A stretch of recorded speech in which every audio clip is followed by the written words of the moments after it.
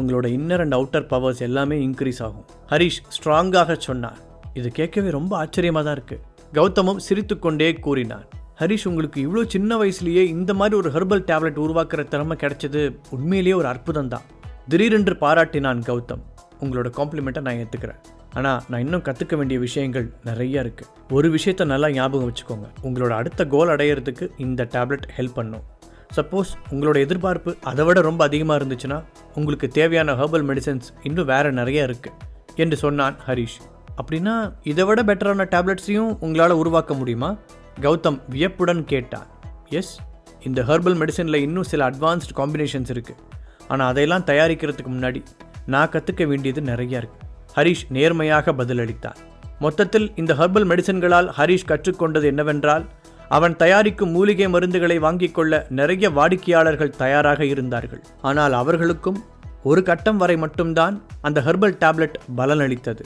அதனால் அவன் இன்னும் பெஸ்ட்டாக ஒன்றை தயாரிக்க வேண்டும். எல்லாவற்றையும் விட ஹரிஷை சர்ப்ரைஸ் செய்த ஒரு விஷயம், பெரிய ஹாஸ்பிட்டலையே வைத்து நடத்தும் கௌதம் கூட இந்த ஹெர்பல் மெடிசனில் ஆர்வமாக இருந்ததுதான். ஹரிஷ், உண்மையிலேயே நீங்கள் ரொம்ப வித்தியாசமான ஆள் தான். கௌதம் மறுபடியும் பாராட்டினான்.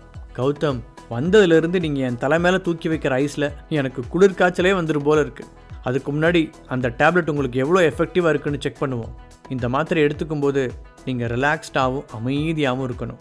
அது வேலை செய்கிறதுக்கு கொஞ்சம் டைமும் கொடுக்கணும் என்று ஞாபகப்படுத்தினான் ஹரிஷ். ஏன் ஹரிஷ், இதை நான் எடுத்துக்கிட்டதுக்கப்புறம் உங்களுக்கு பணம் கொடுக்க மாட்டேன் நீங்கள் கவலைப்படலையா? கௌதம் கிண்டலாக கேட்டான். இல்லை, எனக்கு உங்கள் மேலே நம்பிக்கை இருக்குது. கண்டிப்பாக உங்களால் பணம் கொடுக்க முடியும். இப்போ நீங்கள் உங்கள் ரூமுக்கு போய் அந்த டேப்லெட் எடுத்துக்கோங்க. உங்களுக்கு ஏதாவது குவெஸ்டின் இருந்துச்சுன்னா ஆன்சர் பண்ணுறதுக்கு நான் இங்கே தான் வெயிட் பண்ணிகிட்டு இருப்பேன். ஹரிஷும் பதிலுக்கு சிரித்த முகமாக கூறினான். நீங்கள் ரொம்ப ஸ்ட்ரைட் ஃபார்வர்டு இல்லையா ஹரிஷ்? கேட்ட கௌதம் அதற்கு மேல் லேட் பண்ணாமல் அந்த டேப்லெட்டை எடுத்து முழுங்கினான். அந்த மாத்திரை வேலை செய்வதற்கு முன்பாக தன்னுடைய அசிஸ்டண்ட்டை அழைத்த கௌதம் ஹரிஷின் அக்கௌண்ட்டிற்கு 5 lakh rupees மாற்றிவிடச் சொன்னான். கௌதம் அந்த ஹெர்பல் மெடிசின் தன் மீது மாற்றத்தை ஏற்படுத்துவதற்காக காத்திருந்த போது ஹரிஷ் அந்த வீட்டை சுற்றி பார்த்தான். கௌதம் அந்த வீடு நிறைய பழங்காலத்தில் உருவாக்கப்பட்ட கலைநயம் மிக்க மண் பொருட்களை சேகரித்து வைத்திருந்தான். நாம் நினச்ச மாதிரியே இந்த கௌதம் ஒரு திமிங்கலந்தான். இது எல்லாமே ஒரிஜினல் மாதிரி தான் தெரியுது.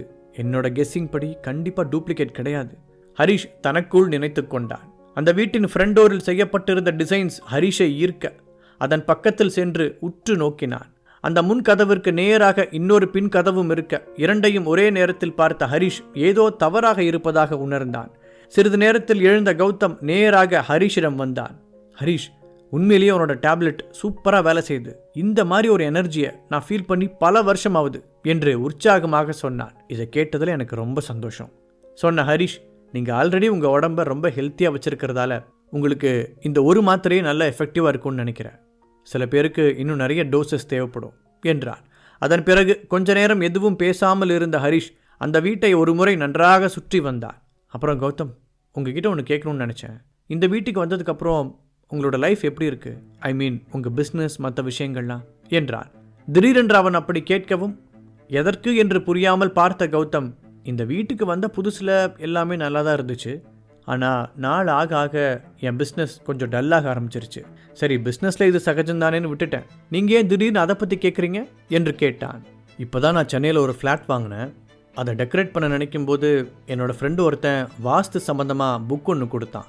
இட்ஸ் ரியலி ஹெல்ப்ஃபுல் ஹரிஷ் கூற. ஆனால் வழக்கமாக எனக்கு இந்த மாதிரி விஷயங்களில் நம்பிக்கை இல்லை. ஆனால் நீங்கள் சொல்கிறத கேட்குறதுக்கு இன்ட்ரெஸ்டடாக தான் இருக்கேன். சிரித்துக்கொண்டே பதில் சொன்னான் கௌதம். எனக்கும் அதை பற்றி ரொம்பலாம் தெரியாது. அதில் நிறைய ஃப்ராடுங்க வந்துட்டதால் மக்களை ஏமாற்றி சம்பாதிக்கிறாங்கன்னு நினச்சேன். பட் என்னோடய ஃப்ரெண்டு கொடுத்தது ஒரு பழங்காலத்து புத்தகம். அப்படி நான் தெரிஞ்சுக்கிட்ட விஷயங்களை வச்சு பார்க்கும்போது இந்த மாளிகை ரொம்ப அழகாக இருக்குது. ஆனால் ஏதோ ஒரு விஷயம் தப்பாக இருக்குது. சொல்லிக்கொண்டே வந்த ஹரிஷ் தயக்கத்துடன் நிறுத்த, ப்ளீஸ் கண்டினியூ பண்ணுங்க என்றான் கௌதம். இந்த 2 கதவும் ஒரு சின்ன புள்ளி கூட விலகாமல் நேருக்கு நேராக இருக்கிறதால வாசல் வழியாக வர பாசிட்டிவ் எனர்ஜி அப்படியே பின்னாடி வாசல் வழியாக வெளியே போயிருதோன்னு எனக்கு தோணுது. ஹரிஷ் நிதானமாக சொன்னான். நிஜமாவே இதை கேட்க இன்ட்ரெஸ்டிங்காக தான் இருக்குது. கௌதம் அவனுடைய வீட்டின் முன்பக்க கதவையும் பின்பக்க கதவையும் மாறி மாறி பார்த்தபடி கூறினான். இப்போ நான் வாங்கியிருக்க வீடு ரொம்ப வித்தியாசமானது. நீங்கள் அதுக்குள்ளே வந்து நடந்தீங்கன்னா அங்கேயே உட்கார்ந்துருக்கணும்னு தோணும். ஆனால் எனக்கு இங்கே நடக்கும்போது ஏதோ ஒன்று டிஃப்ரெண்ட்டாக ஃபீல் ஆகுது. இந்த பேக்டோர் வழியாக என்னை வெளியே போக சொல்கிற மாதிரி நான் ஃபீல் பண்ணுறேன்.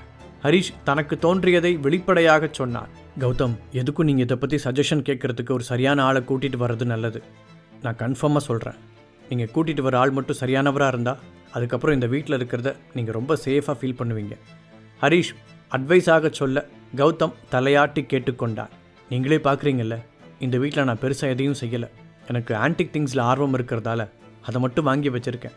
மேபி நீங்கள் சொன்ன மாதிரி ஏதாவது வாஸ்து சம்மந்தப்பட்ட விஷயம் தப்பாக இருக்கலாம். நான் என்னோட ஹெல்த்தை இம்ப்ரூவ் பண்ணுறதுக்கு ஒரு விஷயத்தை செய்யும்போது அதே மாதிரி உன்னை வீட்டுக்கும் செய்கிறதுல என்ன தப்பு?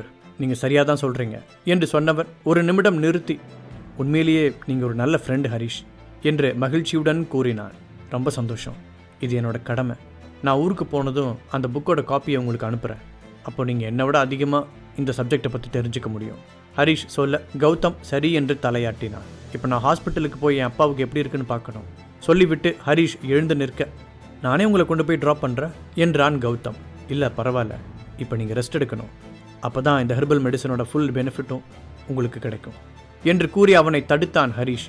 அப்படின்னா என்னோட டிரைவர் உங்களை ட்ராப் பண்ணிடுவார்.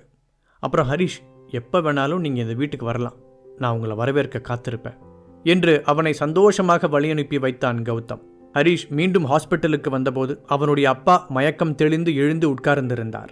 ரேவதி அவருக்கு கஞ்சி ஊட்டி கொண்டிருந்தார்.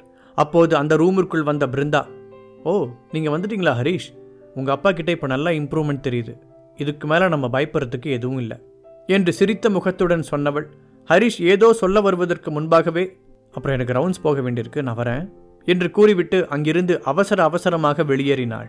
இவங்களுக்கு திடீர்னு என்னாச்சு? கொஞ்ச நேரம் முன்னாடி வரைக்கும் நல்லா தானே இருந்தாங்க. ஹரீஷ் குழப்பத்துடன் பிருந்தா போகும் திசையை பார்த்தான். அவன் அதை பற்றி யோசித்துக் கொண்டிருக்கும் பொழுது கதிர், ஹரி இங்கே வாப்பா, நான் உங்ககிட்ட ஒரு விஷயத்தை பற்றி கேட்கணும் என்று அழைத்தார். அப்பா, நீங்கள் என்ன கேட்க போறீங்கன்னு எனக்கு தெரியும், எதுவாக இருந்தாலும் உங்கள் உடம்பு சரியானதுக்கு அப்புறம் பேசிக்கலாம் ஹரீஷ் ஸ்ட்ரிக்டாக சொன்னான். ராஜேஸ்வரன் மாளிகையில் நடந்த சண்டையை பற்றி அவன் இப்பொழுது டிஸ்கஸ் பண்ண விரும்பவில்லை. அவர்கள் இத்தனை செய்த பிறகும் ஹரீஷ் அவர்களுக்கு நல்லது செய்ய வேண்டும் என்று நினைக்கவில்லை. இப்பொழுது அவர்களுக்கு ஒரு பாடம் கற்றுக் கொடுப்பதுதான் சரியாக இருக்கும் என்று அவன் ஏற்கனவே முடிவெடுத்திருந்தான். இப்போது அது சம்பந்தமாக கதிர் ஏதாவது சொல்லிவிட்டால் அவனால் அதை மீற முடியாது. அதனால்தான் அவரை சொல்ல விடாமல் தடுத்து விட்டான். அடுத்த நாள் ஹரீஷ் ராஜேஸ்வரன் மாளிகையில் வந்து நின்றான். ஹாலில் இருந்த சோஃபாவில் ஆனந்த் சோகத்துடன் அமர்ந்திருந்தார். அவரை சுற்றி ராஜேஸ்வரன் ஃபேமிலியின் மொத்த மெம்பர்ஸும் காத்திருந்தனர். ஹரீஷ் அந்த பெரிய ஹாலின் உள்ளே அடியெடுத்து வைக்க எல்லோருடைய பார்வையும் படபடப்புடன் அவன் பக்கம் திரும்பியது. அதையும் தாண்டி அவர்களின் கண்களில் ஒரு வெறுப்பு தெரிந்தது. அவனை பார்த்ததும் முதலில் சோஃபாவில் இருந்து துள்ளி குதித்து எழுந்த கிஷன், திரும்பவும் இங்கே வர அளவுக்கு உனக்கு தைரியம் இருக்குன்னு நான் நினைக்கவே இல்லை, என்ன ஜென்மண்டா நீ என்று சத்தமாக கத்தினான். ஹரீஷ் அவனை வெறுமையாக பார்க்க, இதற்குள் மற்ற உறவினர்களும் கிஷனுடன் சேர்ந்து கொண்டு ஹரீஷை அவமானப்படுத்த தொடங்கினர். அவன் அந்த ஃபேமிலியை சேர்ந்தவன் இல்லை என்றும் அதனால் உடனே வீட்டை விட்டு வெளியே போகச் சொல்லியும் அவர்கள் கூற, ஹரீஷ் அவர்கள் அனைவரும் பேசி முடிக்கும் வரை பொறுமையாக காத்திருந்தான். அவர்கள் பேசிய ஒவ்வொரு வார்த்தையும் அவனுக்கு உள்ளே தீயாய் எரிந்து கொண்டிருந்தது. ஆனால் வெளியில் எதையுமே காட்டிக்கொள்ளாமல் ஒரு ஆழ் கடலின் அமைதியுடன் நின்றிருந்தான். பின்பு அதே அமைதியுடன் அவன் சித்தப்பாவை பார்த்தான். நான் உங்ககிட்ட சொல்லி முழுசா ஒரு நாள் ஆச்சு, என்னோட பணம் ரெடியா என்று கேட்டான். இப்போது அந்த ரிலேட்டிவ்ஸ் மறுபடியும் தங்கள் இஷ்டத்திற்கு ஹரீஷை இன்சல்ட் செய்ய ஆரம்பித்தார்கள். ஆனால் அவன் எந்த ரியாக்ஷனும் இல்லாமல் அப்படியே நின்று கொண்டிருந்தான். எல்லோரையும் அமைதியாக இருக்கச் சொல்லி கைகளை அசைத்த ஆனந்த், ப்ளீஸ் எல்லாரும் இங்கே கொஞ்சம் கவனிங்க, நாம் இதை எப்படியாவது சால்வ் பண்ணி ஆகணும், அதை விட்டுட்டு பிரச்சனையை இன்னும் பெருசாக்காதீங்க, அப்புறம் பாதிப்பு நமக்கு தான் என்று கூறினார். அவர்கள் அப்போதைக்கு அமைதியானார்கள். பின்னர் ஹரீஷை திரும்பி பார்த்தவர், ஹரீஷ் நீ மொத்த ஃபேமிலியும் திவால் ஆகணும்னு நினைக்கிறியா என்று கேட்டார். அவர்களுக்காக ஹரீஷ் கொடுத்த 8000 கோடி பிஸ்னஸில் இருந்த கடன் பிரச்சனையை தீர்த்தது. ஃபினான்ஷியல் ரீதியாக அவர்களை அழிவில் இருந்து காப்பாற்றியது. ஆனால் இப்போது அந்த பணத்தை வெளியில் எடுத்தால் அவர்களின் நிலைமை முன்பை விட மோசமாகிவிடும். ஆனால் அவர் கேட்டதற்கு ஹரீஷ் எந்த பதிலும் சொல்லாமல் அசையாமல் நின்றிருந்தான். ஹரீஷ், எப்படி பார்த்தாலும் நீயும் இந்த ஃபேமிலியை சேர்ந்தவன் தானே? ஆனந்த் அடுத்த சென்டிமெண்ட் அம்பை எய்து பார்த்தார். என்ன, நான் ராஜேஸ்வரன் ஃபேமிலியை சேர்ந்தவனா கேட்ட ஹரீஷின் உதடுகளில் சோகமான ஒரு சிரிப்பு தெரிந்தது. இதை சொல்றதுக்கு உங்களுக்கே கூச்சமா இல்லை சித்தப்பா? கிட்டத்தட்ட 3 வருஷத்துக்கு முன்னாடி நீங்கள் எல்லாரும் என்னை இந்த வீட்டை விட்டு வெளியே துரத்துனீங்க. சரி, நான் ஒரே ஒரு குவெஸ்டன் கேட்குறேன். இந்த ஹாலில் இருக்கிறதுல யாரெல்லாம் என்னை ராஜேஸ்வரன் குடும்பத்தோட ஒரு வாரிசாக நினைக்கிறீங்க? ஹரீஷ் கேட்க ஆனந்திற்கு என்ன பதில் சொல்வதென்று தெரியவில்லை. அதை கூட விடுங்க, நேற்று எங்கள் அப்பா மயங்கி விழுந்தப்போ இங்கிருந்த ஒருத்தர் கூட பதறலையே. அவரை ஹாஸ்பிட்டல் கூட்டிகிட்டு போய் இவ்வளோ நேரம் ஆச்சு, இதுவரைக்கும் இந்த வீட்டில் இருந்து யாராவது ஒருத்தர் வந்து அவரை பார்த்தீங்களா? இந்த ஃபேமிலி இப்படி தான் இருக்குன்னா அப்படி ஒரு ஃபேமிலியே எனக்கு தேவையில்லை. என் பணத்தை நீங்கள் திருப்பி கொடுங்க, நான் வாங்கிட்டு போயிட்டே இருக்கேன். அப்புறம் நீங்கள் இருக்கிற திசை பக்கம் கூட நான் தலை வச்சு படுக்க மாட்டேன். அதே ரியாக்ஷன் இல்லாத முகத்துடன் ஹரிஷ் சொன்னான். அந்த அழுத்தமான ஹரிஷ் அங்கிருந்த எல்லோரையும் ஒரு கணம் அச்சுறுத்தினான். இதுவரை சட்டென்று உணர்ச்சி வசப்படும் ஹரிஷைத்தான் அவர்கள் பார்த்திருக்கிறார்கள். 3 வருடத்திற்கு முன்பாக ஹரிஷ் எப்போதும் ஆக்டிவாக இருப்பான். பாசமாக இருந்தாலும் கோபமாக இருந்தாலும் உடனே வெளியே கொட்டி விடுவான். அதனாலேயே கிஷன் போன்றவர்கள் அவனை தூண்டிவிட்டு தங்களின் வன்மத்தை தீர்த்து கொள்வார்கள். ஆனால் எதற்கும் அசைந்து கொடுக்காத இந்த ஹரிஷ் ரொம்பவே புதிதாக தெரிந்தான். இந்த 3 வருட வெளி உலக வாழ்க்கை அவனை ரொம்பவே மாற்றியிருந்தது. அவர்களுக்கு தெரியாது, இதைவிட பெரிய அவமானங்களை எல்லாம் அவன் வாழ்க்கையில் சந்தித்திருந்தான். இப்போது அவன் முன்னால் அவர்கள் எல்லாம் ஒரு சிறு துரும்பு போன்றவர்கள். அவன் கொஞ்சம் சத்தமாக மூச்சு விட்டாலே ஆளுக்கு ஒரு திசையில் பறந்து விடுவார்கள். அது புரியாமல் ஆடிக்கொண்டிருந்தார்கள். அதுவரை ஓரமாக நின்றிருந்த மனோ மெதுவாக ஹரிஷிடம் வந்து அவனுடைய தோளில் கை வைத்தான். ஹரிஷ், இப்படி செஞ்சா அது எங்களை ஃபினான்ஷியல் ரீதியாக ரொம்ப பாதிக்கூடு, நீ புரிஞ்சுக்கணும். நம்மளோட மொத்த பிஸ்னஸும் அழிஞ்சு போகிறதுக்கு கூட வாய்ப்பு இருக்கு என்று மனோ கெஞ்சுவது போல கேட்டான். மனோ, இந்த லிஸ்ட்டில் நீ நிச்சயமா இல்லை. நீ 3 வருஷத்துக்கு முன்னாடி செஞ்ச மாதிரி இப்போவும் என்னோட சைடில் நிற்கணும்னு தான் நான் ஆசைப்பட்றேன். கண்டிப்பாக நான் உனக்கு எந்த கெடுதலும் நடக்க விட மாட்டேன். ஹரிஷ் மனோவின் கண்களை பார்த்து உறுதியாக கூறினார். இதுக்கு வேற வழியே இல்லையா? ஆனந்த் அவரிடம் பரிதாபமாக கேட்டார். நான் என்னதான் செய்யணும்னு நீங்கள் எதிர்பார்க்குறீங்க சித்தப்பா? பணத்தையும் கொடுத்துட்டு இவங்க எல்லாரும் என்னை அவமானப்படுத்துறத நான் கேட்டுக்கிட்டே இருக்கணுமா? இல்லை அகிலா சித்தியும் கிஷனும் எங்கள் அப்பாவுக்கு இன்னொரு ஹார்ட் அட்டாக் வர வைக்கிறத கை கட்டி வேடிக்கை பார்த்துட்டு இருக்கணுமா? நேற்று நான் எவ்வளோ போராடி அவரை காப்பாற்றினேன்னு உங்களுக்கு தெரியுமா? ஹரிஷ் ஆழமான வாய்ஸில் பதிலளித்தான். ஆனந்த் ஒரு பெரு மூச்சை விட்டார். தன்னுடைய மனைவியும் மகனும் அளவுக்கு மீறி பேசிவிட்டதை அவர் அறிந்திருந்தார். ஹரிஷ், இது நம்ம ஃபேமிலியோட ஃப்யூச்சர் பற்றின விஷயம். இது இப்போது என் கைகளில் மட்டும் இல்லை. நான் உன்னோட தாத்தாவை கூப்பிட்ருக்கேன். அவர் நியூயார்க்குக்கு திரும்பி வரேன்னு சொல்லியிருக்காரு. கூடி சீக்கிரம் இங்கே வந்துடுவார். அவர் வந்ததுக்கப்புறம் நம்ம உட்காந்து இதை பற்றி பேசிக்கலாம். அப்போது எங்கள் ஷேர்ஸை விற்கிறதா இல்லை ஃபேமிலியவே திவால் ஆக்குறதான்னு எல்லாத்தையும் உன் கையிலேயே விட்டுறேன். ஆனந்த் வருத்தத்துடன் சொல்லி முடித்தார். தாத்தாவா? ஆமாம், அப்படி ஒருத்தர் இருக்கிறது இப்போ தான் எனக்கு ஞாபகம் வருது. கால் பண்ணி என்ன இங்கே வான்னு கூப்பிட்டுட்டு அவர் ஜாலியாக எங்கேயோ போயிட்டாரா? அவரோட மகன் ஹாஸ்பிட்டலில் கிடக்கும்போது கூட அவரால் அர்ஜென்ட்டாக திரும்பி வர முடியல. சூப்பர். அவரே இப்படி இருந்தால் அப்புறம் இந்த ஃபேமிலி வேறு எப்படி இருக்கும்? கசப்பாக சொன்ன ஹரிஷ். சரி சித்தப்பா, என்னதான் இருந்தாலும் அவர் தான் இந்த ஃபேமிலியோட தலைவர். அவர் வர்ற வரைக்கும் நான் வெயிட் பண்ணுறேன் என்றான்.